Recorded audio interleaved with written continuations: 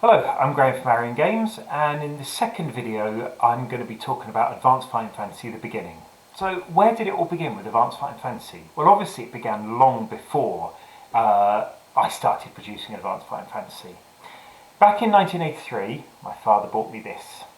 This is what got me into fantasy gaming. And I remember still vividly him bringing this back from a work trip, as fathers often did, and I read it, and read it again, and read it again, and again, and again. And over the first weekend, I think I must have read it about 30 times. And I was absolutely fascinated. I was fascinated by the strange depiction of the muscled man.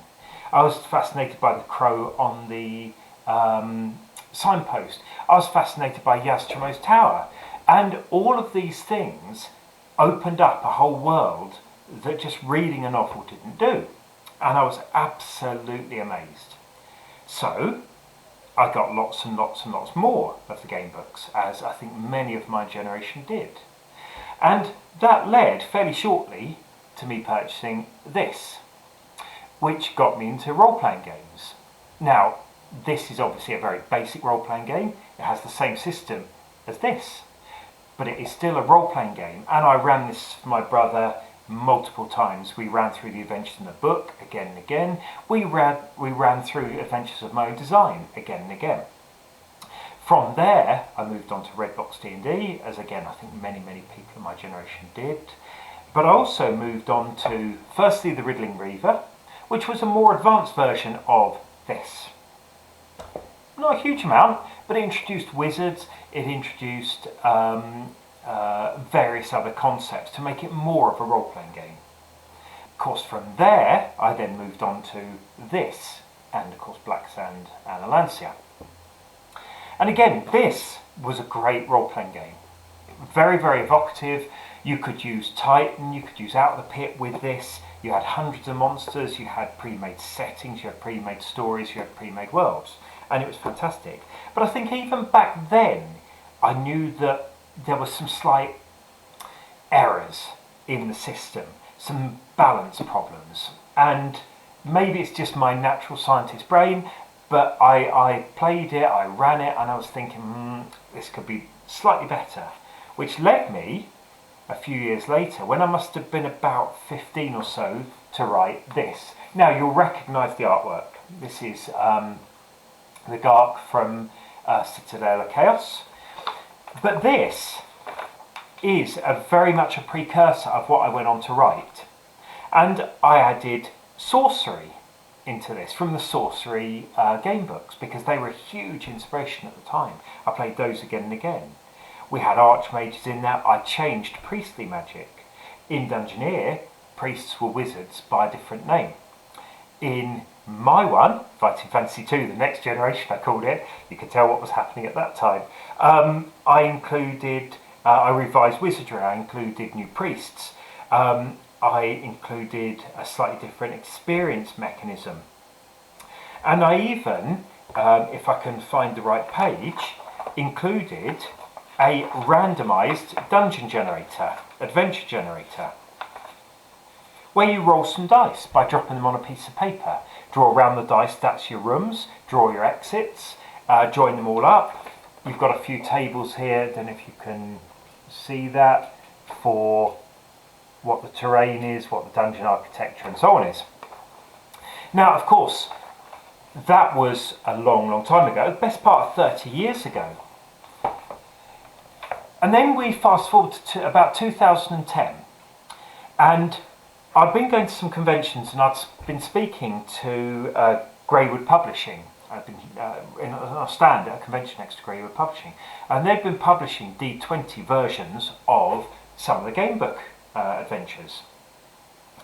And I said, I'd love to rewrite the original Fighting Fantasy and republish it. And Jamie said, he said, I've got Steve's email address, I'll pass it on to you. So I emailed Steve, some emails went backwards and forwards. At the time I also got in touch with Cubicle 7 as a print partner, and before you know it, Advanced Fighting Fantasy 2nd edition was born. And I went through many stages with writing this game. there was a lot of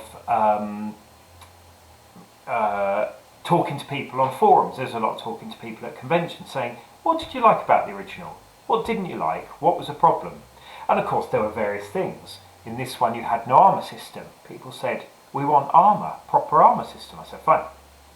People said, well, hang on, there's a big imbalance in character creation. You can roll a 6 for your starting skill and have starting skill of 12.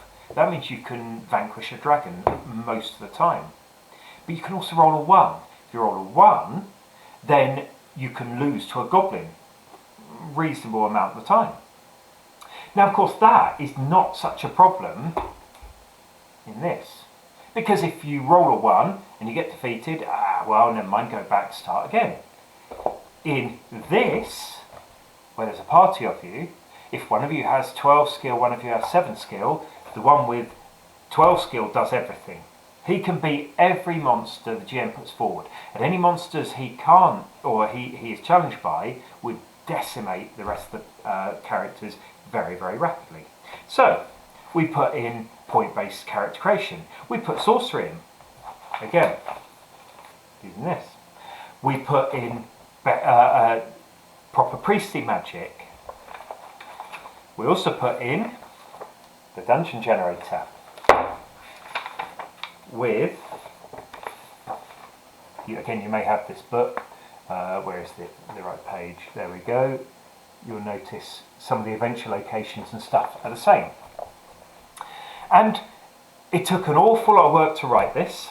It took an awful lot of work to lay out.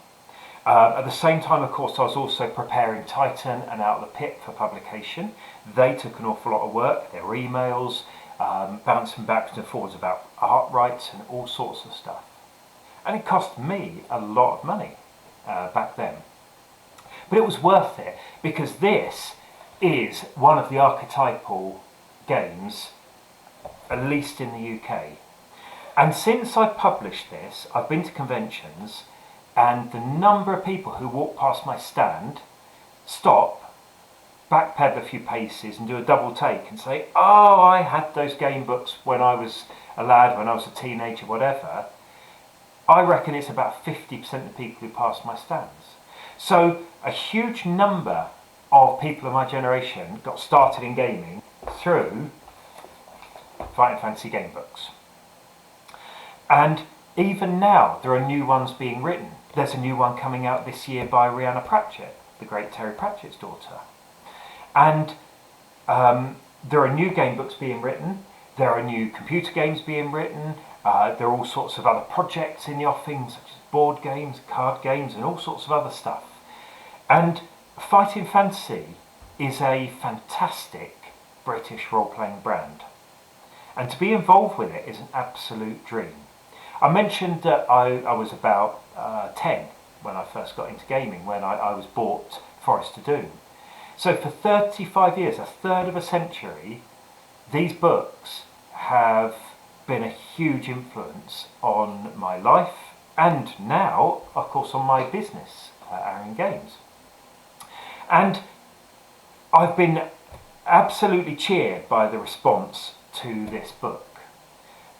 We've sold an awful lot of copies, and my forums are very busy for a small publisher, and the number of people I meet at conventions who say, oh, I bought a copy of that and I ran it for my son, or I ran it for my brother and sister, or I ran it for my children, is fantastic.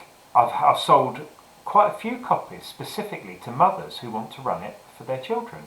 And these mothers have no background in gaming whatsoever and say, is it easy? And the answer is, yeah, you can run it. I once sold a copy to a 7-year-old with no experience of gaming. He came back to the second day of the convention. He had run it for his 9-year-old brother. They had a whale of a time. So it is an easy game, but it also has surprising depth. And more importantly, it brings a huge amount of joy still to lots and lots and lots of people. Now, that's pretty much all I'm going to say for today. I think I've been talking long enough. But future videos I do will talk more about the rest of the books. It will talk about the Japanese and the French translations, which sell brilliantly and are fantastic. It will talk about future projects. and it will talk about what I am doing in my own gaming with Advanced Final Fantasy. So, thank you very much for listening. Please do leave comments, please do contact me with questions.